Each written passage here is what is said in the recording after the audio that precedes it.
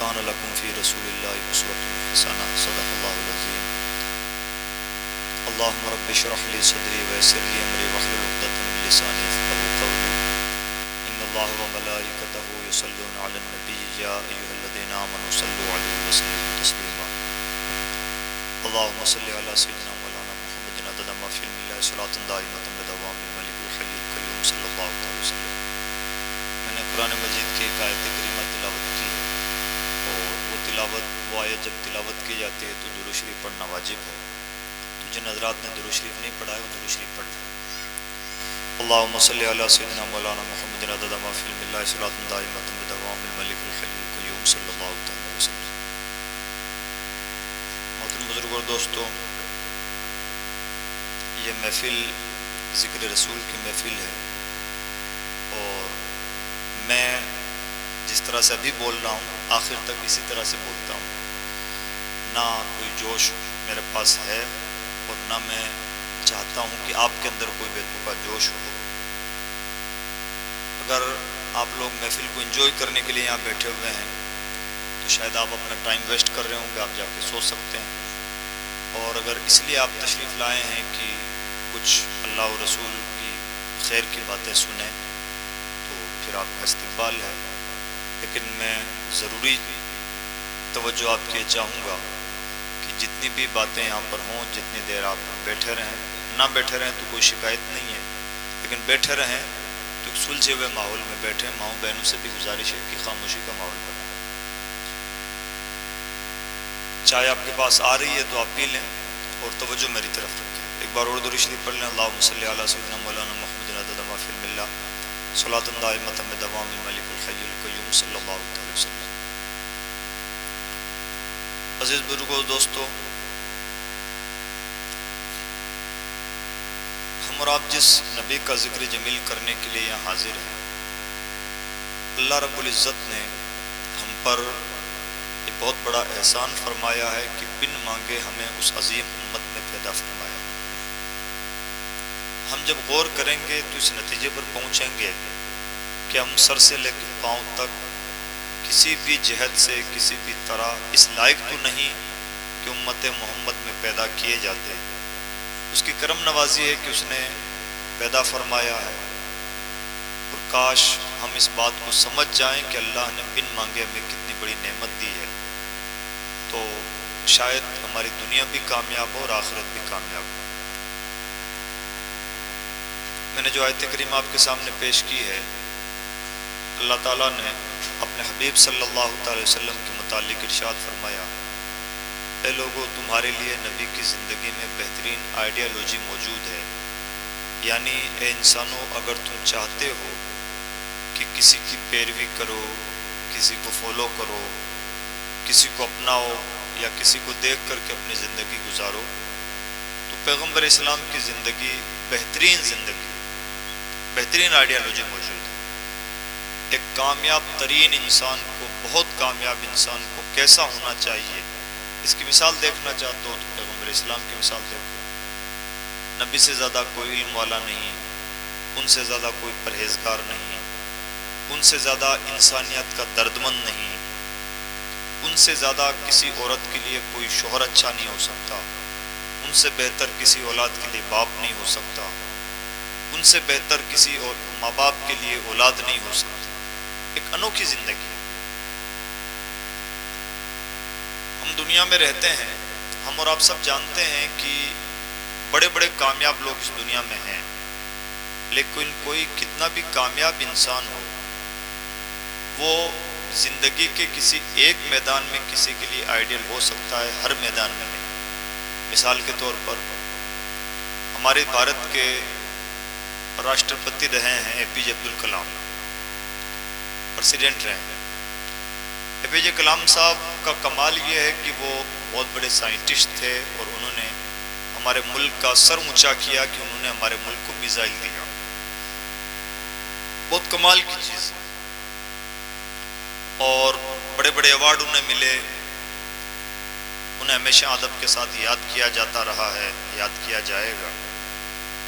اے پی جے عبد الکلام بہت کامیاب آدمی ہیں، لیکن اے پی جے عبدالکلام کو آئیڈیل وہی لوگ بنا پائیں گے جو سائنس کے اسٹوڈنٹ. اگر آپ کا بچہ سائنس کا اسٹوڈنٹ ہے تو اے پی جے عبدالکلام اس کے لیے آئیڈیل بن پائیں گے. کیوں؟ اس لیے کہ اے پی جے کلام صاحب کا بھی میدان ہے سائنس اور آپ کا بچہ بھی سائنس میں جانا چاہتا ہے. تو اے پی جے عبدالکلام اتنی بلندی پر کھڑے ہیں کہ آپ کا بچہ جتنا آگے بڑھے گا اے پی جے عبدالکلام ان کے لیے آئیڈیل ثابت ہو سکیں گے.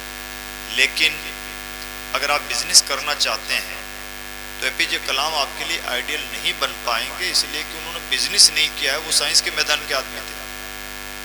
بات سمجھ میں آ رہی ہے نا؟ اسی طرح سے اگر آپ عالم دین بننا چاہتے ہیں تو کلام صاحب آپ کے لیے آئیڈیل نہیں بن پائیں گے، کہ کلام صاحب خود ہی عالم دین نہیں تھے. اعلیٰ حضرت امام احمد رضا خان محدث بریلوی کو آپ آئیڈیل بنانا چاہتے ہیں تو اعلیٰ حضرت امام احمد رضا خان محدث بریلوی بہت بڑے عالم دین ہیں، آپ کے لیے علم دین کے میدان میں وہ آئیڈیل بن جائیں گے. لیکن اگر آپ راجنیتا ہیں، پولیٹکس کرنا چاہتے ہیں تو شاید اعلیٰ حضرت آپ کے لیے آئیڈیل نہیں بن پائیں گے، اس لیے کہ اعلیٰ حضرت کا میدان علم کا میدان تھا، شریعت کا میدان تھا، پولیٹکس کا میدان نہیں تھا. بات سچ ہے نا؟ یہ کامن بات ہے. بہت کمال کے لوگ ہوتے ہیں جو ایک آدمی ہوتے ہوئے دو میدانوں میں آئیڈیل بن جائیں، اور بہت زیادہ کمال کے لوگ ہوتے ہیں کہ ایک آدمی 2 3 4 میدانوں میں آئیڈیل بن جائے، اس سے زیادہ آدمی بن نہیں پاتا.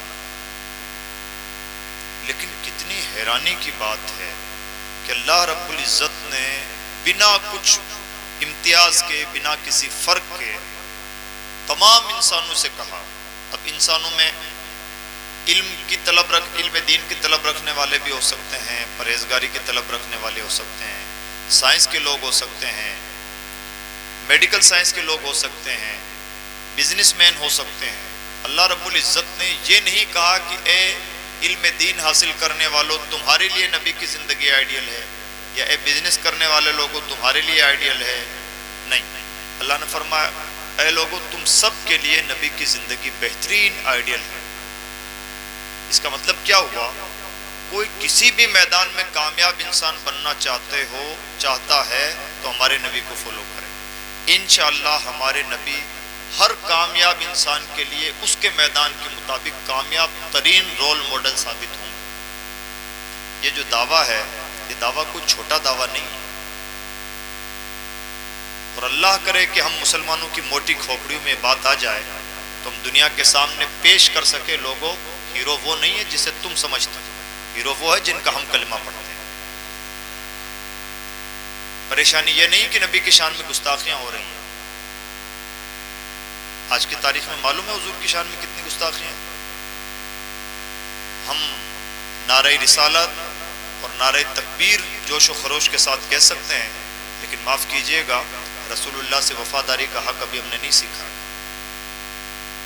ہمیں معلوم ہے تسلیمہ نسرین اور سلمان رشدی گستاخ تھے، کبھی کملیش تیواری نے گستاخی کی تھی اور نرسمہ نند گستاخ ہے، لیکن کیا ہمیں معلوم ہے کہ آج کی تاریخ میں آن ریکارڈ پیغمبر اسلام کی شان میں 20,000 سے زیادہ گستاخیں اسی بھارت کے سرزمین پہ موجود ہیں. سچی بات یہ ہے کہ کبھی کبھار اپنے آپ کو مومن کہنے سے پہلے بھی دل میں جھانکنا چاہیے کہ کیا ہم مومن کہلانے کے لائق ہیں. حضرت امام مالک رضی اللہ تعالیٰ عنہ سے پوچھا گیا کہ اگر نبی کی شان میں گستاخی ہو تو مسلمانوں کو کیا کرنا چاہیے؟ فرماتے ہیں بدلہ لینا چاہیے. پوچھنے والا پوچھتا ہے کہ اگر بدلہ نہیں لے سکے تو؟ فرماتے ہیں پھر زندہ رہنے کا حق ہی نہیں. یہ ہے آج کی سچائی. مسلمان کے گھر میں پیدا ہو گئے، ماں باپ نے نام مسلمانوں جیسا رکھ دیا، مسلمانی ہو گئی اور مسلمان ہیں، کھایا پیا اور مر گئے، اسی کے نام زندگی ہے. یہ شہادت گاہ الفت میں قدم رکھنا ہے. لوگ آسان سمجھتے ہیں مسلمان ہونا. ایک مومن کی پوری زندگی موت و زیست کی زندگی ہوتی ہے. آج ہم سے مطالبہ دنیا کے سامنے ہمارا انداز یہ ہونا چاہیے کہ ہم جہاں کہیں بھی بیٹھیں ہر جگہ اپنے پیغمبر اسلام کی عظمتوں کی گیت گائیں، تاکہ دنیا کو احساس ہو کہ محمد عربی صلی اللہ علیہ وسلم صرف عرب میں پیدا ہونے والے کسی عام انسان کا نام نہیں، اللہ نے اس عظیم ہستی کو ایسا رول ماڈل بنایا تھا کہ قیامت تک کے انسانوں کے لیے اس سے بہتر ہستی کوئی آئیڈیل ثابت نہیں ہو سکتی. اور جب بھی ہم اس اینگل سے پیغمبر اسلام صلی اللہ علیہ وسلم کا انٹروڈکشن پیش کرنے کی کوشش کریں گے ہم یہ پائیں گے نبی کی شان میں لوگ گستاخیاں نہیں کریں گے، نبی کا نام لینے سے پہلے بے انگوٹھے چوما کریں گے۔ شکایت دشمنوں سے نہیں ہوتی، دشمنوں کا تو کام ہی دشمنی کرنا ہوتا ہے، شکایت ان دوستوں سے ہوتی ہے جنہیں دوستی کرنے کا ڈھنگ نہیں۔ شکایت ہم اور آپ سے ہونی چاہیے جنہوں نے پیغمبر اسلام کا صحیح انٹروڈکشن نہیں پیش کیا۔ کتنی واضح مثال ہے، کتنا کھلا معجزہ ہے۔ ایک آدمی ایک میدان میں آئیڈیل ثابت ہو سکتا ہے، لیکن پیغمبر اسلام صلی اللہ علیہ وسلم تمام میدانوں میں بیک وقت آئیڈیل ثابت ہو رہے ہیں۔ درود شریف پڑھیں۔ اللہم صلی علی سیدنا